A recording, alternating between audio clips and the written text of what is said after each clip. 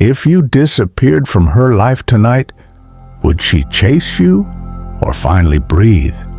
You probably think you lost her because you weren't enough, because you didn't make enough money, didn't look the part, or weren't alpha enough to keep her interest. But what if the truth is uglier? What if you lost her because you gave her too much too soon, until the mystery died and desire went with it? There's something inside her she'll never admit. Not to you, not to her friends, maybe not even to herself. It's a pull towards a kind of man she can't control, a kind of man she can't fully own. He's not necessarily the best looking, not the richest, not the most romantic, but he has something most men have lost. And when she feels it, she can't stop thinking about him. Here's the part that stings. She'll say she wants the opposite. She'll call him complicated or too much of a challenge. But deep down, her body, her instincts, her biology tell her to lean in. She'll never name him, but I will. I call him the monster. And if you don't understand who he is, if you don't understand why she craves him even when she swears she doesn't, you'll keep losing to him without even knowing why. Before we break it down, if you're finding value in this, make sure to like this video and subscribe for more. 1. Who the monster really is. The monster is not cruel. He doesn't belittle her. He doesn't raise his voice just to prove he's strong. He's not the reckless bad boy from movies, the one who hides weakness behind chaos. The monster is far rarer and far more dangerous to her comfort. The monster is a man she cannot tame, not because he plays games, but because he is already spoken for, by his mission, by his purpose, by the vision he's building in this world. When she meets him, she feels it instantly, that subtle pressure in the air, the way he looks at her, not with hunger, but with selection, like he's choosing whether or not to let her in. He's warm, yes, but only when he chooses to be.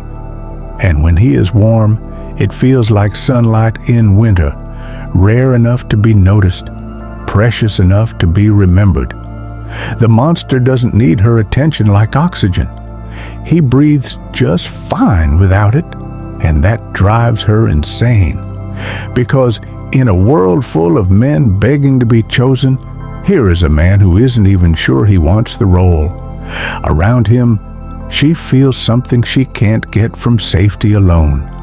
Her heart beats faster, her voice changes, her thoughts loop with questions she can't answer. Can I win him? Does he see me the way I see him? If I don't move carefully, will he be gone? She doesn't realize it yet, but that uncertainty is the oxygen of desire. Without it, attraction suffocates. With it, she will chase without understanding why. And here's the truth. The monster isn't trying to make her chase. He's simply living his life. She just happens to want to be part of it before someone else claims the space she craves. 2. Why she desires him. For thousands of years, women didn't survive by choosing the nicest man in the village. Niceness didn't hunt food. Niceness didn't stand guard through the night. Niceness didn't scare away danger when it crept near the fire. They survived by choosing the man who could lead, protect, and win. The one other men respected or feared. The one who could make hard choices without apology. That ancient code is still in her. It doesn't matter how modern she looks, how independent she is, or how loudly she says she doesn't need a man. Her instincts were carved long before she learned language. She can love kindness, but her body craves strength. She can enjoy safety, but part of her longs for unpredictability. She can respect stability, but still fall hopelessly for mystery. This isn't hypocrisy, it's biology. It's the same survival instinct that kept her bloodline alive for centuries. And here's the catch.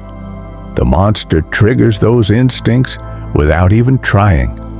Not because he's dangerous in a way that harms her, but because he's dangerous in a way that challenges her. Around him, she feels tension.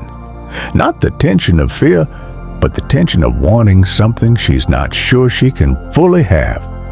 He is excitement, even when he's calm. He is risk, even when he's steady.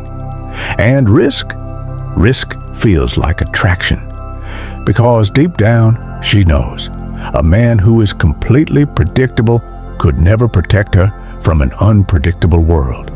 But a man who holds mystery, who keeps her guessing, who can surprise her even after years, that man feels like life.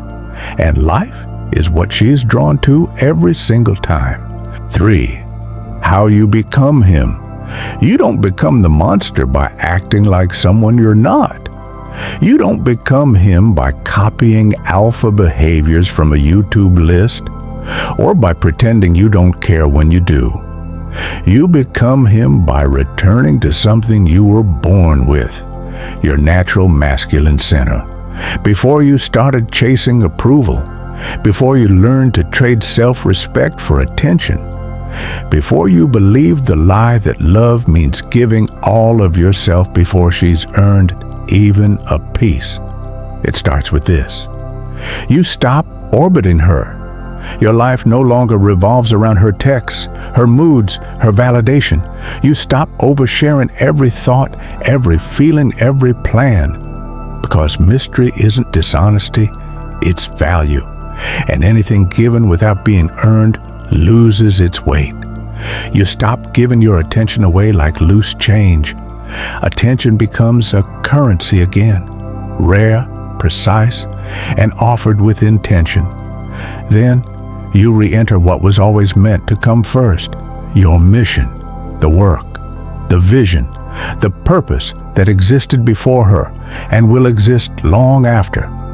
When your mission is alive, you no longer have to act confident. You simply are. You set standards for yourself, for your time, for the energy you allow into your life. And you enforce them without guilt, not to punish her, but to protect the man you're becoming. And when you give her your warmth, it's real. But you never hand her your soul before she's earned it. Because your soul is not a free gift. It's an honor. Here's the truth. She doesn't want to own you. She wants to admire you. She wants to feel lucky to stand beside you. She wants to look at you and think, even if I walk away, this man will still rise. That is the energy she can't resist. That is the man she can't forget. And that is how you stop being the one who gets left and become the one who never loses himself again. So the next time you feel her slipping, when her replies get slower, when her eyes seem far away, when her laughter feels like it's meant for someone else, don't panic. Don't flood her phone with paragraphs. Don't beg her to remember who you were. Don't perform for her approval like a man auditioning for a role he already had. Instead, step back into yourself, into the man who owns his time, his energy, his presence. The man who knows his worth doesn't come from being kept by anyone. Become the man she can't forget, not because you're loud, not because you're dramatic, but because you're steady in a world full of noise. The man whose presence is a privilege, the man whose attention is earned, the man who cannot be owned because he already belongs to something greater than her, his mission, his vision, his truth. That man is the monster, and if you can become him, she'll never say it out loud. She'll never admit it to her friends, but she will feel it every time your name crosses her mind. She will remember the way your silence spoke louder than other men's pleading. She will remember that she couldn't tame you, and she will remember that you are the one she could never truly hold.